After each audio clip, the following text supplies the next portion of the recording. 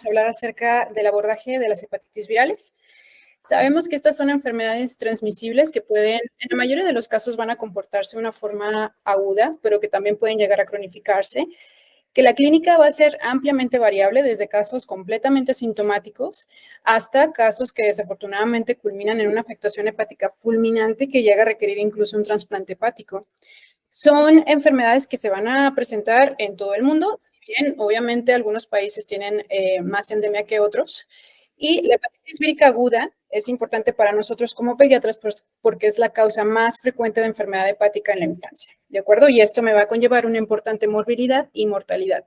Y también lo más importante es que, como vamos a ver ahorita, la mayoría son enfermedades totalmente prevenibles. En México se registran cada año 24,000 casos de hepatitis A, B y C, por lo cual vamos a estar en muy frecuente contacto con este tipo de patología. En cuanto a la incidencia, pues obviamente depende del área geográfica donde nos encontremos, pero en México pues somos endémicos, sobre todo en hepatitis A. Se relaciona también los factores de riesgo pues a nivel socioeconómico y las medidas profilácticas que podamos emplear, específicamente hablando de la vacunación contra hepatitis A y hepatitis B. En cuanto a cuadros de gravedad, bueno, también va a ir ligado mucho al estado inmunológico de nuestro paciente, su condición nutricional, infecciones concomitantes, y ya sea que tenga alguna otra enfermedad crónica subyacente que pueda hacerlo más predispuesto a un cuadro más grave o fatal. Entonces, como tal, una hepatitis es una inflamación hepática que va a ser causada por una gran variedad de agentes infecciosos. En esta ocasión nos vamos a abocar a los virus, porque son los más comunes. Sin embargo, también hay agentes bacterianos o parasitarios que me pueden ocasionar este tipo de problema. Pero ahorita, enfocándonos de los virus, sabemos que existen virus que son hepatotropos. ¿Qué quiere decir? Bueno, que son virus que tienen un tropismo específico porque tienen un receptor específico en el hepatocito donde ingresan para poder replicarse dentro de él y entonces por esto ellos van a producir una enfermedad casi exclusivamente en el hígado. Sin embargo, también hay una gran variedad de virus que me pueden ocasionar en hepatitis de forma secundaria, principalmente citomegalovirus, virus Epstein-Barr, herpes simple, adenovirus, fiebres hemorrágicas, principalmente dengue, por ejemplo, me van a producir esta hepatitis como parte de una infección sistémica o diseminada. Y muchas veces, pues viene el reto de saber diferenciar o pensar cuál es la causa viral que me está ocasionando esta hepatitis. Si bien estos otros virus que afectan de forma secundaria al hígado, pues bueno, van a ser cuadros que se van a presentar con otra afectación a otro nivel. Por ejemplo, son pacientes que llegan también con esplenomegalia, con adenomegalias diseminadas, con afectación del sistema nervioso central o incluso también afectación de médula ósea, cosa que difícilmente vamos a ver en los casos de los virus hepatotropos. Ahorita vamos a abocarnos a los virus hepatotropos, por supuesto, pues son los más comunes y uno de los que más de más relevancia en nuestra práctica diaria como pediatras. Los tipos de hepatitis van a diferir en sus formas de transmisión y características clínicas. Sabemos que el virus de la hepatitis A y hepatitis E se van a transmitir de forma fecal-oral principalmente, mientras que hepatitis B y C y D se transmiten de forma sexual o de forma perinatal o, pues, obviamente, contacto con componentes sanguíneos. La hepatitis A, bueno, finalmente, yo creo que todos nosotros hemos tenido contacto con más de un caso, ya que es la causa más común de hepatitis viral en el mundo y sobre todo en edad pediátrica. Es un virus que se transmite por vía fecal oral y pues es muy característico que lleguen brotes en instituciones, escuelas, pacientes que viven en hacinamiento, que llegan pues toda la familia o los hermanitos con este problema. Pacientes que también tienen una falta pues de los servicios básicos, obviamente tienen este antecedente y quizás tienen mayor riesgo de presentar este cuadro, ¿no? Típicamente nos va a ocasionar un cuadro agudo y autolimitado y que muchas veces lo pudiéramos ver como muy benévolo, benigno. Tiene un periodo de incubación en general de 28 días y este virus, importante recordar que no me va a ocasionar una hepatitis crónica y tampoco me va a llevar a una cirrosis. Sin embargo, sí la letalidad debido a una falla hepática, por ejemplo. En niños, pues es bajito, es menor al 0.1%, en adolescentes y adultos jóvenes del 0.4%, y mayores de 40 años, bueno, de todas maneras también es bajito. Sin embargo, vamos a ver que esta es una enfermedad que se puede prevenir por vacunación y aún teniendo un riesgo mínimo de complicaciones, vale la pena el estar protegidos en este sentido. Muchas veces, para ver nuestros cuadros de hepatitis, para catalogar aparte de los factores de riesgo y la clínica del paciente, pues es la edad del paciente. Vamos a ver que hepatitis A, clásicamente, si vemos aquí los picos de presentación, esto es en México, de hepatitis, pues se encuentra en los preescolares y los escolares principalmente. Obviamente todos estamos expuestos, por supuesto, pero si me llega un chiquito de 5 años con ictericia y que, bueno, va a la guardería y que por ahí otros pequeños enfermitos, pues, bueno, directamente puedo como que orientarme a que hepatitis A puede ser lo más frecuente que pudiera encontrar. Ahora, este virus se replica de forma lenta en el hígado y es importante saber que este virus en realidad no produce ningún efecto citopático en el hepatocito. Realmente el daño, la inflamación, es secundaria a la respuesta inmunitaria, celular y humoral frente a la presencia del virus. Y, por ende, realmente este virus es incapaz de iniciar una infección crónica y no está relacionado con el cáncer de hígado. Y una vez que pasa la inflamación, pues obviamente este cuadro cede completamente. En cuanto a la clínica, pues muchas veces nosotros sabemos, no, pues paciente con fiebre, acolia, coluria, ictericia, pues es hepatitis. Pero fíjense que a pesar de que este es el cuadro clásico y que muchas veces lo hemos visto, la ictericia es muy infrecuente en la edad pediátrica. Realmente es muy bajito los casos que presentan ictericia en los menores de 4 años de edad. En el grupo de 4 a 6 años de edad, hasta el 90% no tienen ictericia. Y ya en los pequeños, ya un poquito mayores, se puede presentar en un 40-70%. O sea, realmente la presencia de hepatitis anictérica por hepatitis A es bastante alta. El 85% va a presentar un cuadro prodrómico de inicio súbito. Y el desarrollo de la ictericia se va a relacionar con la mejora de estos. Biometría, a ver si hay afectación, si hay leucopenia, si hay leucocitosis, si hay anemia, si hay trombocitopenia. Y obviamente mis pruebas de función hepática. Aquí vamos a encontrar elevación de transaminasas, principalmente la LT. Va a ser la que más se va a elevar a comparación de ST, que es una relación de 1.4. Y hepatitis A se caracteriza porque tiene elevaciones bastante significativas, más de 1000, a veces llegan con 3000, 5000 de transaminasas. Sin embargo, la elevación importante de esas transaminasas realmente no se ha relacionado con pronóstico o con una desfavorable evolución. Eso más que nada con la clínica del paciente, pero sí son hepatitis que me dan una transaminasemia bastante importante. Las bilirrubinas usualmente, obviamente se van a elevar, pero en general menos de 10 miligramos por decilitro y el pico máximo es a las 2 semanas de la infección. Y también puede encontrar hipoglucemia. Entonces, si tengo un chiquito con clínica compatible con estas transaminasas elevadas, ¿qué le voy a pedir para confirmar mi diagnóstico? Anticuerpos IgM para virus de hepatitis A. Esto me hace el diagnóstico de infección aguda, reciente o subclínica. Es importante que muchas veces quizá pudiera parecer obvio que es hepatitis A, pero es importante siempre confirmar el diagnóstico, ¿de acuerdo? Porque hay ocasiones que hay chiquitos que tienden a presentar cuadros un poco más que pueden tener alguna recaída, por ejemplo, o que desafortunadamente pueden llegar a presentar una hepatitis fulminante y no tenemos el diagnóstico todavía. Y eso a veces nos hace perder el tiempo, pues porque tenemos que pedir el panel para todo, ¿no? Entonces, idealmente hay que pedir los anticuerpos para confirmar el diagnóstico. Estos anticuerpos se detectan 15 días previos a la aparición de los síntomas. Entonces, realmente, aunque el chiquito me llegue con ictericia, apenas tiene, no sé, 2-3 días, ya le puedo pedir los anticuerpos IgM y con eso puedo hacer el diagnóstico. Existen anticuerpos IgG, pero en esos casos, pues no me servirían, solamente el IgM me habla de una infección aguda. Aunque, bueno, importante saber que persiste positivo hasta 6 meses después de la infección, pero pues con una clínica compatible en ese momento y una IgM positiva, con eso puedo hacer el diagnóstico, ¿vale? Nada más rápidamente, recordar que no existe un tratamiento específico, el tratamiento es de sostén y evitar fármacos que necesiten un metabolismo hepático, principalmente paracetamol, ampliamente utilizado en pediatría, no lo vamos a utilizar. No hay indicación de utilizar esteroide tampoco. Y el 85% de los pacientes tienen una recuperación clínica y bioquímica completa dentro de los primeros 3 meses. Y el resto en el transcurso de los 6 meses. Es una infección que me va a dar inmunidad natural de por vida. Y importante saber que hay una vacuna y una inmunoglobulina específica en el caso de exposición a este virus. La vacuna para la hepatitis A se compone de 2 dosis, ya ustedes saben, la primera dosis se puede dar a partir de los 12 meses de vida y la segunda dosis a los 6 meses de la primera. Ya con 2 dosis, pues tengo hasta un 100% de inmunogenicidad. Entonces, es importante la vacunación Si bien pues es altamente prevalente en México y antes se veía como una infección pues quizá benévola, pues en pediatría no está de más fomentar y reforzar esta vacunación, ¿vale? ¿Por qué? Porque puede haber complicaciones.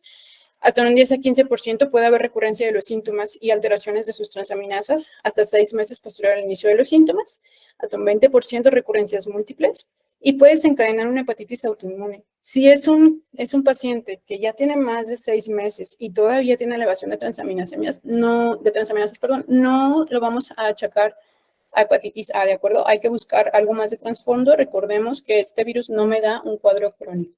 Y la hepatitis fulminante se presenta en 1 a 3 individuos de cada 1000 con alta mortalidad, aunque hasta un 30% en población pediátrica tiene una recuperación espontánea. Pero por eso, bueno, importante la vacunación para prevenir. Pasando a hepatitis B, sabemos que es un virus de DNA de doble cadena, que es un virus hepatotropo, igual que hepatitis A, y el 5% de la población mundial tiene hepatitis B crónica, aunque la mayor prevalencia se encuentra en Asia, África y Medio Oriente. La transmisión es a través de vía percutáneo, contacto sexual o perinatal, en el caso de nuestros pequeños, y en las zonas de alta endemia la principal ruta de infección es la transmisión perinatal. Afortunadamente, México está catalogado como un país de baja incidencia de hepatitis B, ya que se encuentra en menos del 2% de nuestra población. Entonces, realmente no vamos a encontrar tantos casos de hepatitis B en nuestros pequeños, pero, digamos aquí, bueno, la edad de presentación de casos, pues a partir de los 15 años, ¿no? Que ya es cuando los adolescentes comparten ciertos factores de riesgo al igual que los adultos. En edad pediátrica realmente no va a ser como un cuadro tan frecuente, pero es importante por el riesgo de cronicidad de esta infección. Este virus se va a replicar a concentraciones muy altas en sangre, de hasta 10 a la 8, 10 a la 10 virones por mililitro de sangre. Entonces, cualquier exposición parenteral o mucosa a sangre infectada conlleva una infección potencial.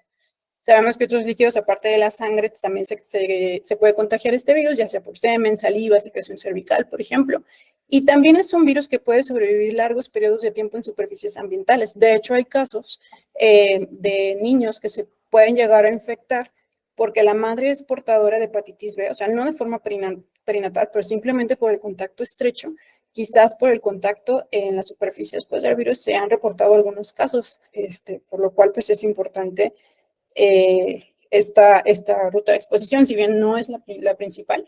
En un niño que convive con una mami con una hepatitis B, pues bueno, es algo que tenemos que tomar en cuenta.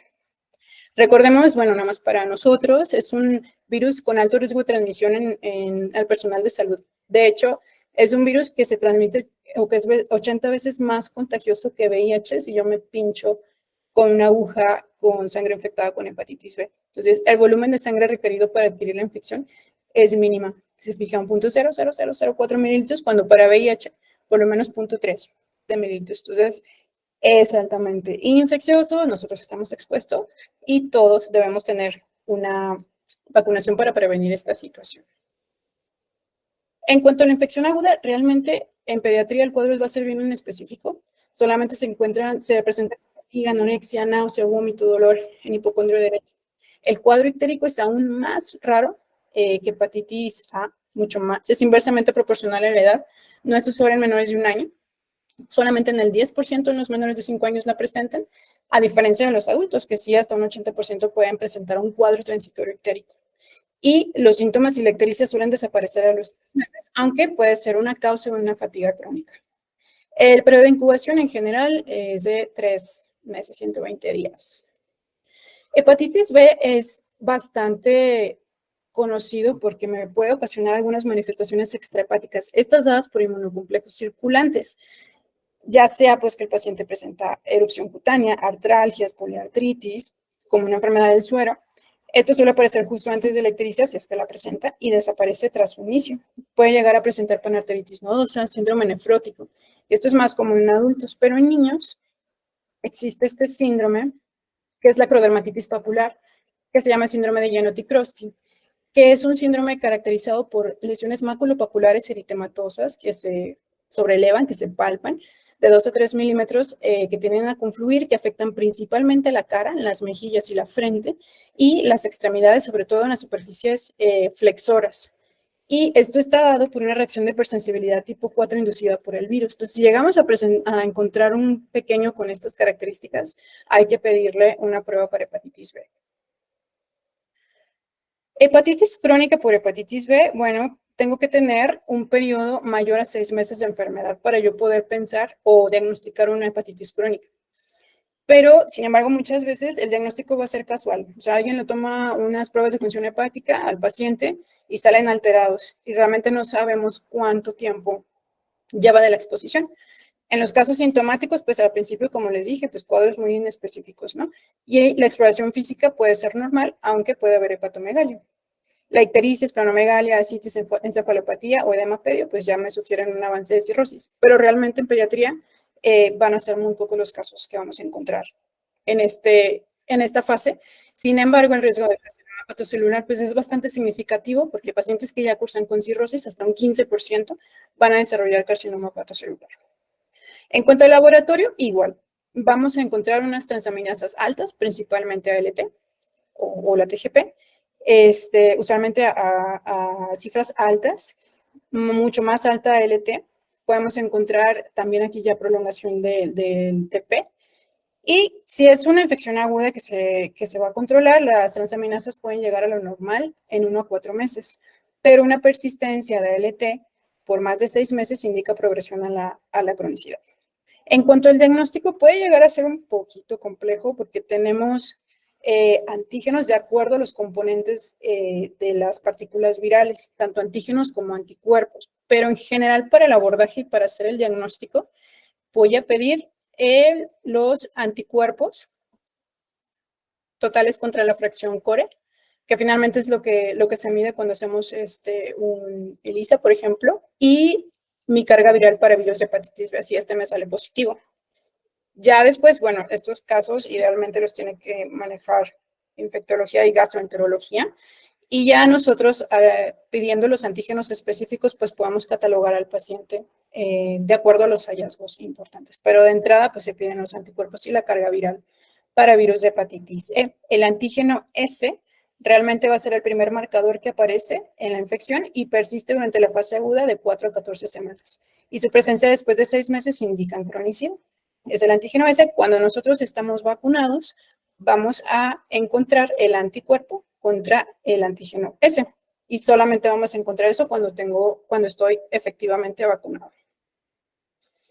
Si bien es muy raro que vamos a encontrar este tipo de infección en nuestros niños, ¿por qué es importante? Porque en los adultos solamente el 5 al 10% de esta infección se va a volver crónica, con sus evidentes complicaciones como cirrosis y carcinoma hepatocelular. Pero si se fijan, hasta este riesgo incrementa al doble, hasta un 25% de preescolares y escolares infectados por hepatitis B van a desarrollar una hepatitis crónica. Y si se infecta el bebé de forma perinatal, el riesgo de hepatitis crónica es de un 80-90%, conllevando obviamente quizás cirrosis y carcinoma a etapas tempranas de la vida. Entonces, si bien es raro, es una infección que potencialmente me puede ocasionar bastantes problemas a temprana edad de nuestros pacientes. Entonces, la hepatitis B perinatal, la transmisión vertical ocurre en un 90% en madres con el antígeno E. El antígeno M implica replicación del virus y 10% en madres con el antígeno S nada más, pero el riesgo realmente es bastante importante.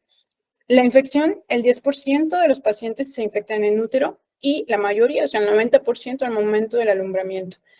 Es un virus que no se transmite por lactancia materna, entonces realmente no está contraindicada. La lactancia materna, las madres que tienen hepatitis B pueden lactar, y el 90% de los recién nacidos infectados de forma perinatal son portadores crónicos, como les comentaba, y desafortunadamente la mayoría son asintomáticos. Entonces, si no sabemos que la mamá tiene hepatitis B y el paciente nace y no lo vacunó, por ejemplo, pues la mayoría no va a tener ningún síntoma y no me voy a dar cuenta, quizá hasta la infancia temprana, ¿no? La transmisión se reduce hasta un 30% con la aplicación de inmunoglobulina específica para hepatitis B. Entonces, el recién nacido expuesto debe recibir inmunoglobulina específica dentro de las primeras 48 horas de vida, idealmente de forma inmediata, máximo a las primeras 72 horas de vida, junto con la vacuna contra la hepatitis B, ¿de acuerdo? De forma inmediata al nacimiento. ¿Por qué? Porque si se infectan, como les comenté, 90% se vuelven portadores crónicos y el 25 al 30% de estos van a desarrollar cirrosis o cáncer durante los primeros 30 años de vida. Si yo ya sé que mi paciente está confirmado con una infección crónica, se recomienda vigilancia y se considera iniciar tratamiento en pacientes con elevación sostenida de transaminasas muy altas, alta carga viral de hepatitis B o ya cuando se evidencia una fibrosis hepática. Importante, pues, que esta infección es totalmente prevenible. Toda la población en condición de riesgo, o sea, realmente todos, debemos adquirir nuestra vacunación contra hepatitis B. ¿Sale? Desde 1997, ya de forma oficial, se recomienda vacunar desde el periodo neonatal a todos los recién nacidos con 3 dosis de vacuna. Y la eficacia es del 95%, me da una inmunidad por más de 20 años. Entonces, todos, de hecho, al nacer, deben recibir su primera dosis contra hepatitis B. Si es un paciente que es un bebito que va a nacer, yo ya sé que la mamá tiene hepatitis B, lo ideal es dar la inmunoglobulina específica más mi vacuna en sus primeras 48 horas y mi paciente va a estar protegido hasta en un 94%. En cuanto a la hepatitis C, bueno, la hepatitis C aguda es importante porque en general es una de las que más frecuentemente me va a ocasionar afectación crónica. Hasta un 70-80% de los casos de hepatitis C aguda pasan a una fase crónica. También es un virus con una alta tasa de replicación y es un virus que tiene muy amplia heterogeneidad molecular por una alta tasa de mutación. Por eso es difícil que nuestro cuerpo haga anticuerpos efectivos para controlar el virus. Y también porque no es posible hasta el momento contar con una vacuna. Sin embargo, bueno, tenemos ya un tratamiento efectivo contra esta infección. Sabemos que se transmite de forma parenteral, ya sea por uso de drogas intravenosas, transfusiones antes de 1994, contacto sexual, y pues en nuestros pequeños la vía perinatal es la más relevante. Entonces, igual que hepatitis B, hepatitis C, pues quizá tiene una incidencia menor en nuestra edad pediátrica, igual empieza a aparecer pues en los adultos, un poquito en nuestros adolescentes por la implicación de los factores de riesgo. Pero también este es algo que es de las infecciones, por lo menos es el menos frecuente que nos vamos a enfrentar.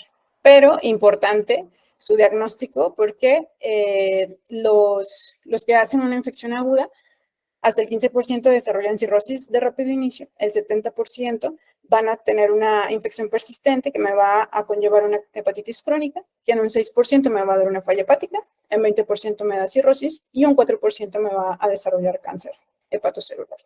También es un cuadro que usualmente es asintomático y que muy rara vez se va a diagnosticar.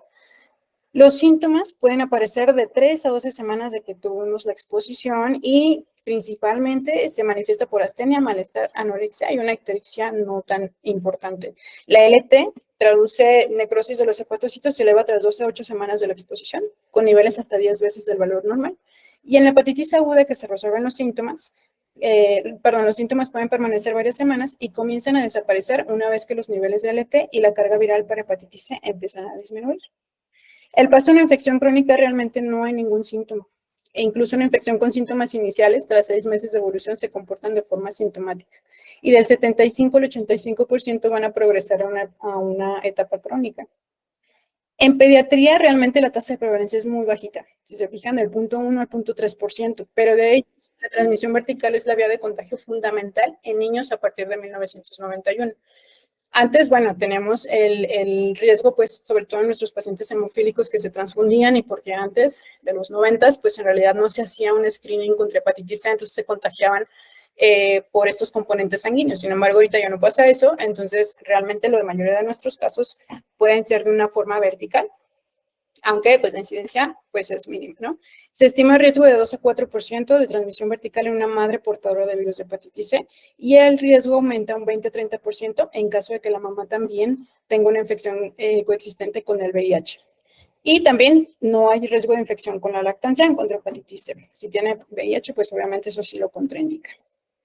Entonces, realmente la detección de hepatitis C en niños muchas veces va a ser casual. O sea, si no tenemos el antecedente de la madre y desafortunadamente como no son infecciones tan prevalentes, no está como por ley en el control prenatal el pedirle per se una prueba para hepatitis C y B a la mamá.